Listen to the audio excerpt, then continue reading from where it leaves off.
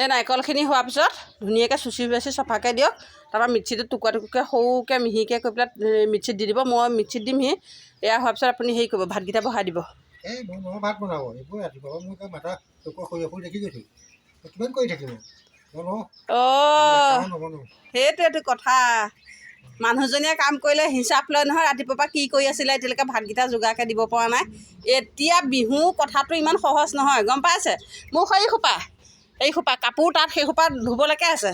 গতিকে মই আপোনাৰ বিহু যোগাৰ কৰি আকৌ কাপোৰ কানি ধুই ভাত মুখৰ আগত দিব নোৱাৰোঁ। মাইকীজনীয়ে কৰা কামবোৰ হিচাপলৈ নাহে। সেইকাৰণেহে আপোনাক লগাই দিছোঁ। প্ৰতি বছৰ নাৰিকল লাডু মই বনাওঁ, আপুনি গমেই নাপায় কিমান কষ্ট। গতিকে এবাৰ আপোনাক শিক্ষাটো দিছোঁ, ইয়াৰ পিছত ভাত বনাব লাগিব। সেইবোৰ হৈ থাকিব, সেইবোৰ উৰুকা কাম ওলাব। কিন্তু ভাতকেইটা আগত বনাই লৈ চিজিল কৰাৰ পিছতহে সেইবিলাক কাম খোৱা বোৱা। কাৰণ ল'ৰা ছোৱালীকেইটাক ভাতকেইটা দিবই লাগিব।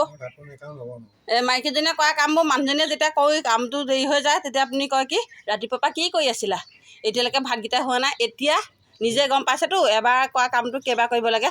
নাৰিকলটো লাডু খোৱা ইমান সহজ কথা, বৰপিঠা খোৱা ইমান সহজ কথা।